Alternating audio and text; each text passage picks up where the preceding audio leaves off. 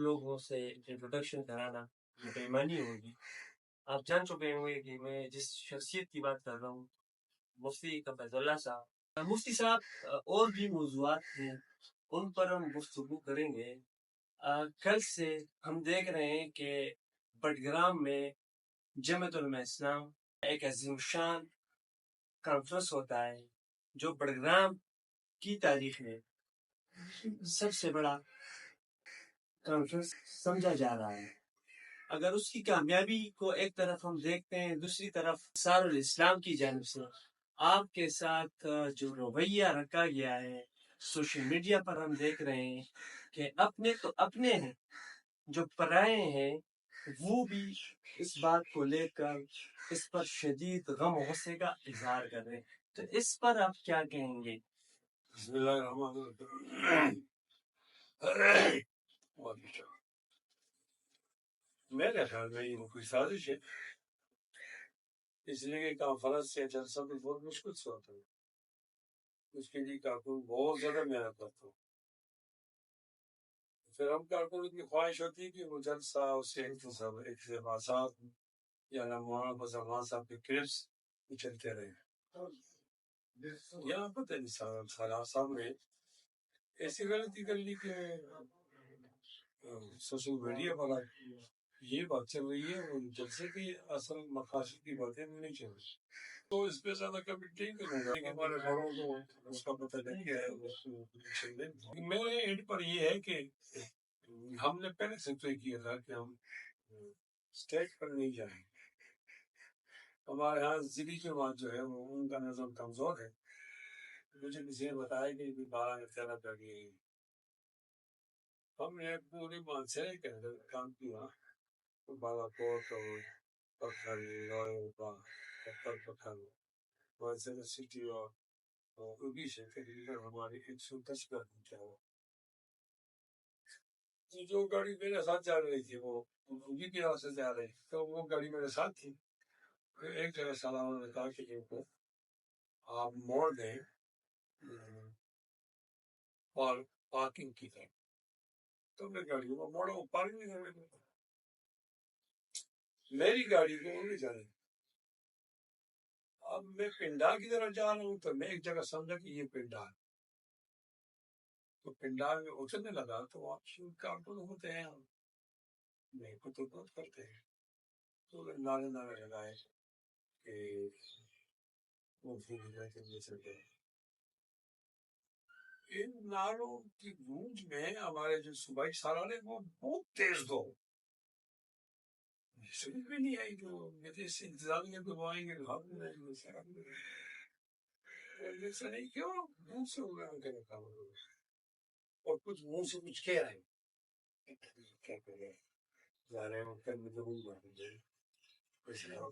کیا یہ کہہ رہے تھے. اور آتے ہوئے انہوں نے بڑبڑ کی اور ہمیں دھکا دی. دھکے سے گرا تو نہیں لیکن متاثر ہو گئے. ساتھی تھے اس کے فوراً اگلے مرحلے پر انہوں نے ایک آدمی سے کاشف لیا بتایا. یہ تمام باتیں 1.5 منٹ میں ہوئی. ہم بہت حیران ہوئے یہ کیوں ہوا. کو کیوں قتل ہو گئے. تو اتنا خیال تھا کہ وہ مجھے جب اسلام کا نہیں سمجھتا تھا. میں سمجھے سفید کروں عالم تو سمجھے یہ رویہ تو بالکل بادشاہوں کا بھی نہیں ہے. اگر وہ رویہ اختیار نہ کرتا تو آج سوشل میڈیا پر کانفرنس سے کامیابی بس یہ ہوگا.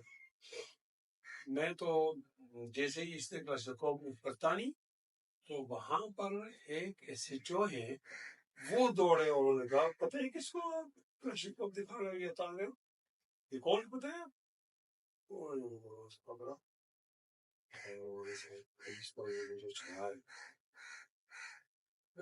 سے چلا گیا. کہنا رہے کہ یہ سب کچھ ایسا ہوا اور اچانک ہوا کہ رہی تھی کیا وہ کیا. تو میں نے اپنے بڑوں کو یہ بات بتائی ہے. چونکہ اب جیسے تو لہٰذا میں اس پر بھی نہیں جاتا کہ کتنا برا ہوا، اور اس پر بھی نہیں جاتا کہ اس نے کیا کیا ہے. جب تک وہ لوگ کوئی فیصلہ نہیں کرتے کیسے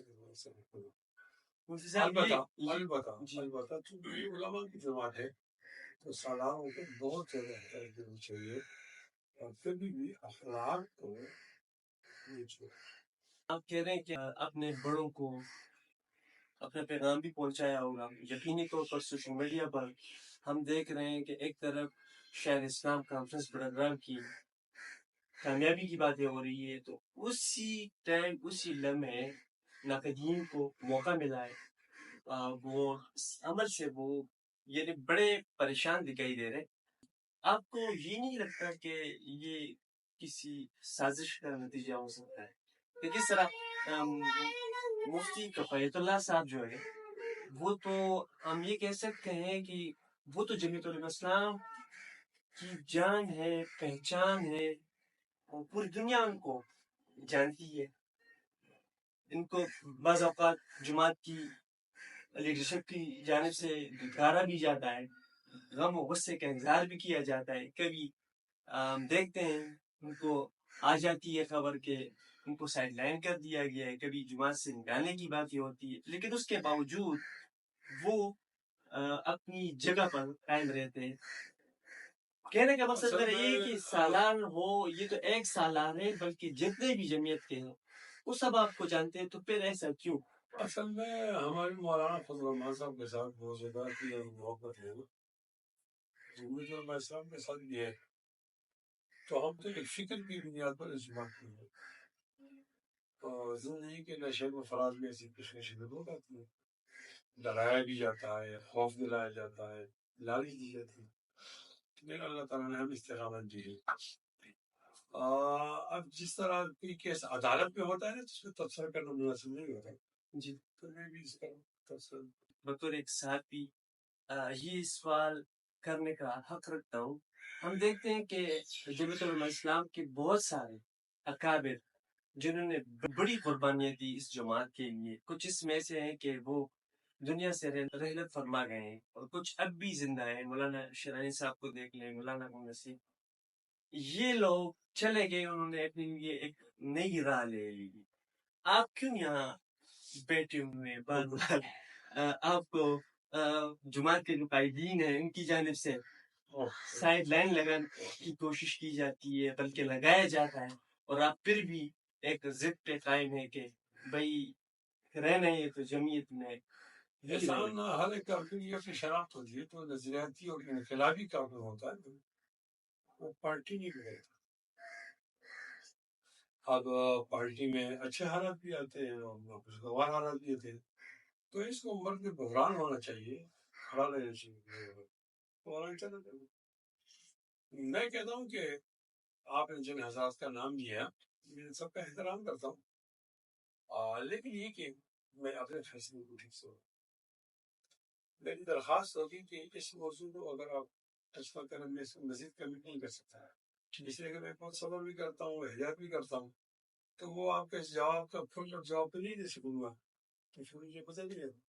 آپ کو تو اندازہ ہوگا کہ اللہ تعالیٰ نے مجھے اتنا بڑا اللہ کا کرم ہے کہ آج تک کوئی اینکر یا کوئی پینلسٹ وہ مجھ سے جیت نہیں سکے.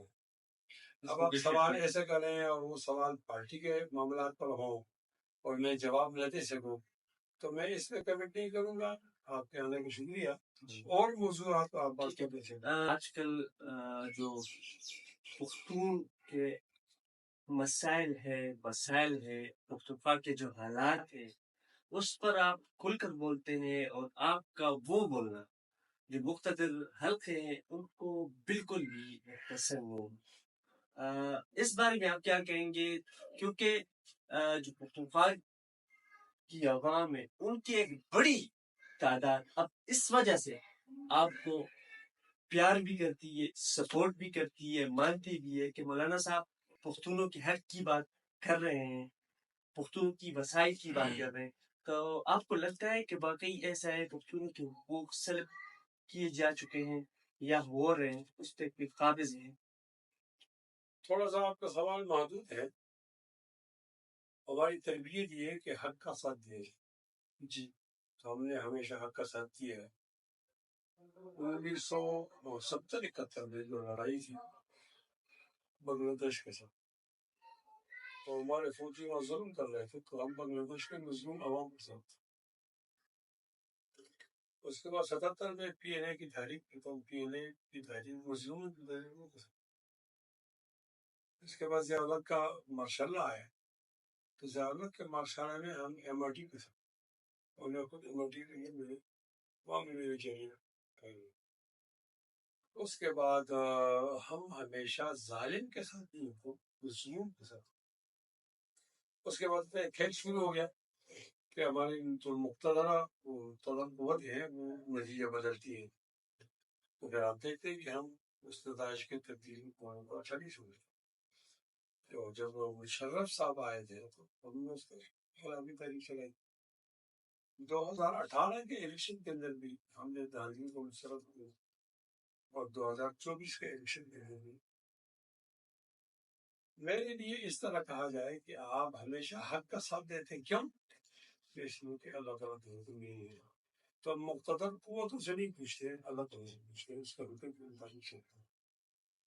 اتنی بات ہے کہ آج کل تو ہمارے ہاں صوبہ خیبر پختونخوا میں مظلوم لوگ جو ہیں کتنے مظلومیت ہے کہ ابھی نہیں ایک ہفتہ بعد پہلے وہ ایک ڈرون گرا میر علی میں وزیرستان میں اور ایک گھر کے 4 چھوٹے چھوٹے مجھے وہ اطلاع ہوگی کہ وہ جنازے نہیں پڑے 5-6 دن میں حکومت کو روزے نہیں کرے تو پھر ہم یہاں سے گئے تو ہم لوگوں کو چورے کیا اور ہم لوگوں کو بتایا کہ آپ نے ماہیت بھی کرنی ہے اور آئندہ ڈرون نہ ہونے کی بھی آپ روزہ بھی کرنا ہے اور دوسرے موقع پہ بھی اللہ کے فضل سے جب میں وزیرستان کی سرزمین سے نکل رہا تھا کہ 3 شروع ہو گئے۔ سبحان اللہ۔ اب میں ایک عرض کرتا ہوں کہ جرم حکومت اور ریاست کی نظر میں تو لاہور میں بھی ہوتا لیکن یہاں قبائل کے لیے کوئی الگ نظام یہاں ایک مجرم کو نہیں پکڑا جاتا احتیاط کر کے کیونکہ ایک مسلم ہونے سے پورے علاقے بمباری ہو جاتی بے گناہ لوگوں کو مارا جاتا یہ سب پرسن کا معاملہ ہے بہت زیادہ پریشان پولیس نہیں ہونا چاہیے آپ آدمی سمجھتے ہیں کہ وہ گلٹی ہے تو اس کو عدالت میں کچھ کرنا چاہیے البتہ میں ایک وضاحت کروں کہ میں مولوی ہوں مولوی کا معنی یہ قتل نہیں کہ ہم اپنی قوم کے حقوق کی بات نہیں کریں ہم اپنی قوم کے حقوق کی بات کریں گے اور بالکل بے جھڑپ کریں گے کوئی خوش ہوتا ہے اور کوئی خفا ہوتا ہے جمعیت علماء اسلام کی یہی پالیسی ہے انشاءاللہ ہم قوم کے حقوق میں قوم کے ساتھ ہوتے ہیں ہم مقتدرہ کے ساتھ نہیں ہوتے انشاءاللہ وہ چلی گئی چیزیں ٹائم لگے گا اب ٹائم تو ہر جگہ لگتا ہے لیکن یہ کہ شعور آ گیا ہے لوگ سمجھ گئے ہیں اتفاق آ گیا ہے وہ ایران اور اسرائیل پچھلے ہفتوں یہ دونوں ممالک میں ایسی جنگ لڑی گئی جس سے پورا خطہ جو تھا وہ پریشان تھا پھر ٹرمپ جی آ گئے اور انہوں نے اعلان کر دیا تو یہ ٹرمپ کا آنا یا پاکستان اور انڈیا کشیدگی میں جنگ کے بعد ٹرمپ جی آ گئے تھے اور یہاں بھی انہوں نے اعلان کر دیا تو اس پورے سیناریو کو اس پورے یہ جو جنگ کبھی جنگ ہو جاتی ہے پھر ٹرمپ جی کے اعلان کے بعد امن آ جاتا ہے وہاں پر تو یہ کیا ہو رہا ہے اصل میں طاقت کا توازن تبدیل ہونے جا رہا ہے اب سپر پاور ہوگا چائنا اور دوسرے نمبر پر سپر پاور ہوگا روس تیسرے نمبر پر سپر پاور ایران ہوگا اور چوتھے نمبر پر فرانس اور پانچواں چھٹا نمبر امریکہ طاقت کا توازن بدل گیا تو ٹرمپ اور امریکہ اس طاقت کے توازن کے بدلنے میں تھوڑے روڑے اٹکا رہی ہے تاخیر ہے اب ٹرمپ کو کہا گیا کہ پاکستان اور ہندوستان کی لڑائی جیسے کہ آپس میں بیٹھ کر ٹھیک کریں بس پہ نہیں پڑتا کبھی کشمیر کی لڑائی یہ اس وقت کہا کہ جب انڈیا اپر ہینڈ تھا، اور جب پاکستان نے جواب دیا اور انڈیا کو مارا بہت، تو پھر مودی کی چیخیں نکلی. پھر وہی آدمی جو کل کہہ رہا تھا کہ میں اس میں نہیں آنا چاہتا، وہ آیا بھی اور اس نے جنگ بندی کرائی. جنگ بندی ہمارے نہیں کرائی، اس نے مودی کو بچا کر. بالکل یہ پوزیشن اسرائیل اور ایران کی لڑائی ہوئی، تو جب تک اسرائیل غالب تھا تو یہ تو نہیں تھا میں آ رہا تھا. لیکن جیسے ہی اسرائیل کمزور ہونے لگا تو امریکہ کود گیا. امریکہ اس لیے کودا کہ اگر ایک ہفتہ ایران کو اور مل جاتا تو اسرائیل سب ہستی سے مٹ جاتا. وہ اسرائیل کو بچانے کے لیے آیا، اور جب آئے تو وہ سمجھ گیا کہ اب میں آ گیا ہوں، اب چائنا بھی آئے گا، روس بھی آئے گا، اور چائنا کی ٹیکنالوجی زیادہ اپڈیٹ ہے ان سے. اب وہ سمجھا کہ میں تباہ ہو رہا ہوں، تو اس سے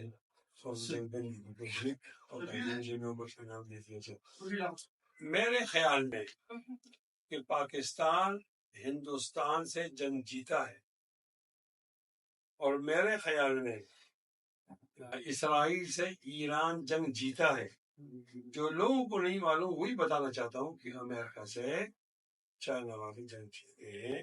چائنا کی ٹیکنالوجی امریکہ سے زیادہ اپڈیٹ ہے. اب ٹرمپ اس کو کس طرح بچا سکتے ہیں، کب تک بکرے کی ماں خیر منائے گی، تو یہ ایک بات ہے. انشاءاللہ یہ میرے الفاظ آپ یاد رکھیں کہ دنیا میں طاقت کا دعویٰ بولتے ہیں. امریکہ سے چائنا. ہم نے دیکھا کہ جب ایران اور اسرائیل کی کشیدگی تھی، اس دوران پوری امت ایران کے ساتھ کھڑی تھی.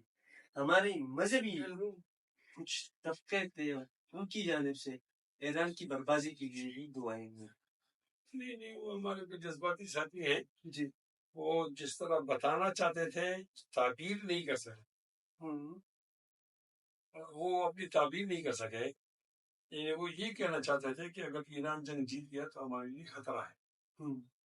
لیکن چونکہ وہاں تو شیعہ اور سنی لڑائی تو تھی نہیں کہ ہم شیعہ سنی میں سنی کے لیے دعا کریں، حمایت کریں. لڑائی تو اسلام اور کفر کی تھی.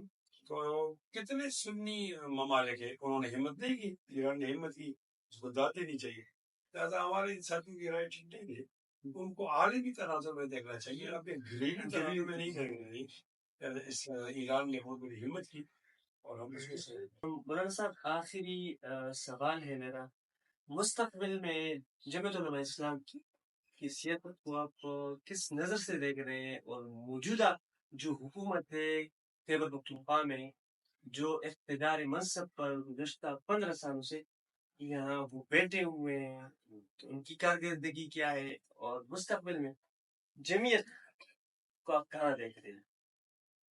پہلے تو میں سمجھ رہا ہوں کہ یہ علی امین چلی جائیں گے، اس لیے کہ یہ جو سواد کا واقعہ ہوا نا، اس کے بعد ان کی اخلاق کی حیثیت میں ہو جائے. تو اب کون آئے گا جی، تو اس کے بعد تو لارجسٹ پارٹی ہوگی، جمعیت کو آنا چاہیے. لیکن کیونکہ وہ جو مقتدر جس کو آپ کہتے ہیں فوجی سیاسی فوجی لوگ، وہ جمعیت علماء اسلام کے سے زیادہ مسلم لیگ کے لیے نروش ہوتے تو ہو سکتا ہے. تو ہمارے لیے تو ایسا ہوگا جیسے آسمان سے گرد کے جڑ بیٹھا. لیکن بہرحال اگر پی ٹی آئی کی حکومت چلی جاتی ہے تو ایک نااہل آدمی کی حکومت چلی جائے گی. تو انگلش میں کہتے ہیں نا some thing is better than nothing. ہم سمجھتے ہیں کہ یہ حکومت چل رہا ہے، اور جو متبادل حکومت ہوگی وہ اس میں پی ٹی آئی کے کچھ لوگ ہوں گے، مسلم لیگ کے ہوں گے، اپوزیشن ہوں گے. بڑی مہربانی.